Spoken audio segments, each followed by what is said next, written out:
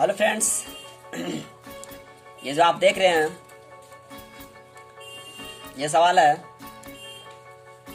तो आप तो भली बात है इसको पढ़ चुके होंगे इतने समय में। कहता है यदि एक समबाहु त्रिभुज 6 सेंटीमीटर त्रिज्या वाले यदि एक समबाहु त्रिभुज 6 सेंटीमीटर त्रिज्या वाले वृत्त में अंतर्निहित हो तो त्रिभुज की भुजाएं है।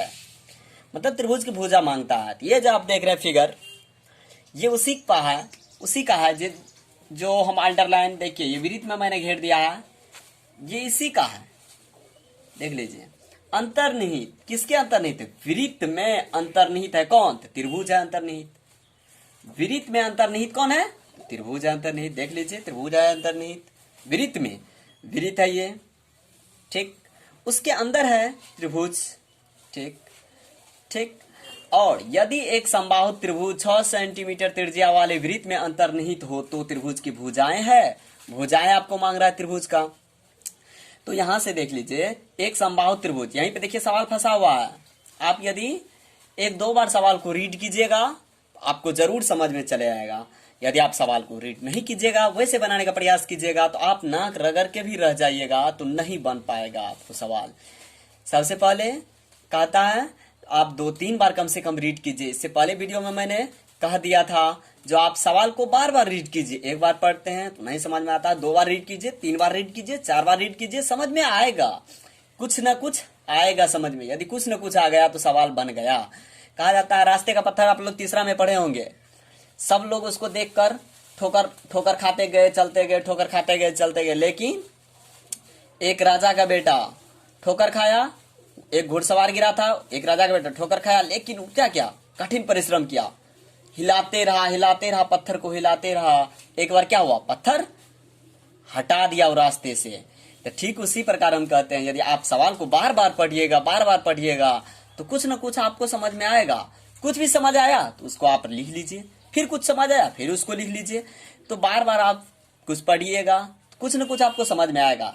जैसे आप देख लीजिए, सवाल फंसा हुआ है, एक ही लाइन में सवाल लिख दिया है, एक ही लाइन का सवाल है। देख लीजिए, एक ही लाइन में सवाल है और ये तो मांगता ही है, ये तो हमके निकालना ही है हमें। देखिए, समबाहु, देख लीजिए, आपको अभी हम पूछ दे समबाहु का अर्थ क्या होता है, आप बताइए। समबाहु का अर्थ क्या होता है आप बताइए कमेंट में मुझे। समबाहु का अर्थ क्या होता है? समबाहु का हम अर्थ बता देते हैं, आप कमेंट में मुझे बता दीजिएगा तो हम समझ जाएंगे। नहीं आप जानते होंगे, नहीं तो कैसे समझेंगे हम आप जानते हैं या नहीं। चलिए ठीक है, हम बताते हैं।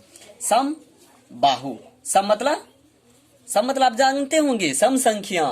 सम मतलब क्या? बराबर। संख्या मतलब जो बराबर संख्या, जैसे सम संख्या जो 2 से पूरा कट जाए, सम संख्या कहलाता है। सम मतलब बराबर, बाहु मतलब भुजा। बाहु मतलब क्या होता है? भुजा। सम मतलब बराबर, बाहु मतलब भुजा। जिसकी सभी भुजा बराबर हो क्या कहलाता है? समबाहु। तो देख लीजिए, समबाहु त्रिभुज 6 सेंटीमीटर त्रिज्या वाले, त्रिज्या यहाँ वृत्त है, यहाँ देखिए केंद्र है, यहां से यहां तक की दूरी 6 सेंटीमीटर है, ठीक ना।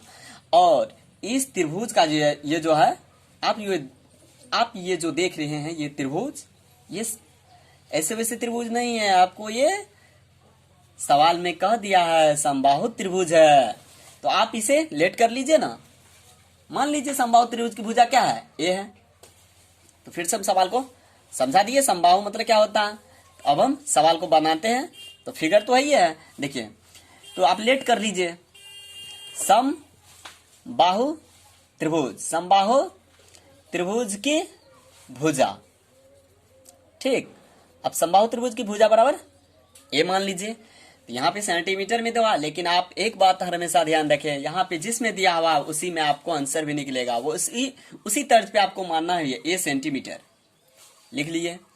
तो हम समबाहु त्रिभुज की भुजा यदि ए मान लिए हैं तो यहाँ पे तो हम लिख सकते हैं, लिखने में तो कोई हर्ज नहीं है, लिख सकते हैं। तो देख लीजिए, आपको वृत्त की और वृत्त की त्रिज्या आप लोग बता देते हैं। वृत्त की त्रिज्या बराबर होता है, वृत्त की त्रिज्या बड़े आर मान लेते हैं, बड़े आर से सूचित करते हैं, रेडियस होता है, तो a/√3 हो जाता है, ठीक। ये फॉर्मूला होता है, आपको ये रीड करना पड़ता है, ठीक है। आप रीड कर लीजिएगा, लेकिन वैसे तो हम नोट कर दिए हैं। तो आप ये से जो ये फॉर्मूला हुआ तो आप इसे नोट कर लीजिएगा, ठीक।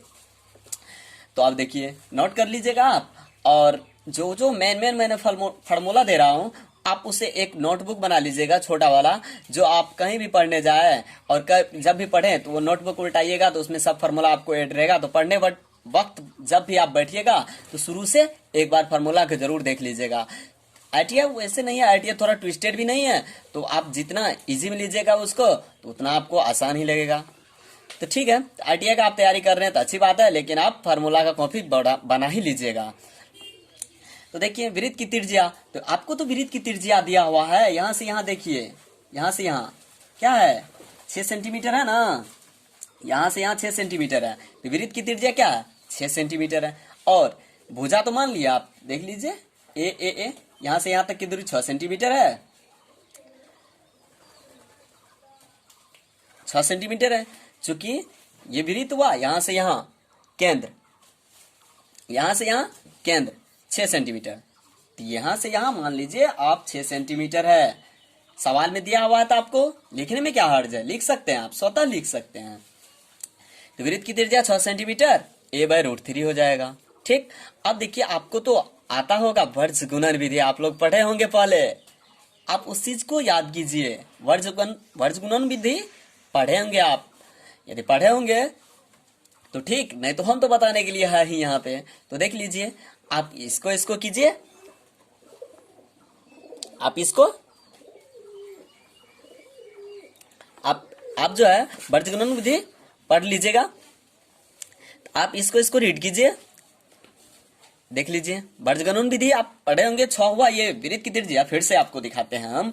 वृत्त की त्रिज्या देख लीजिए, यहाँ से 6, ये आप बोलिएगा कहाँ से लाया, यहाँ से सवाल में दिया हुआ हमको 6 सेंटीमीटर, और वृत्त की त्रिज्या ये तो फॉर्मूला, ये जैसे का वैसे उतार देना ऊपर। ठीक, नीचे में नहीं कुछ तो एक रहता ही है, इसको और इसको गुना कर देना है, ये क्या हो जाएगा 6√3 बराबर a।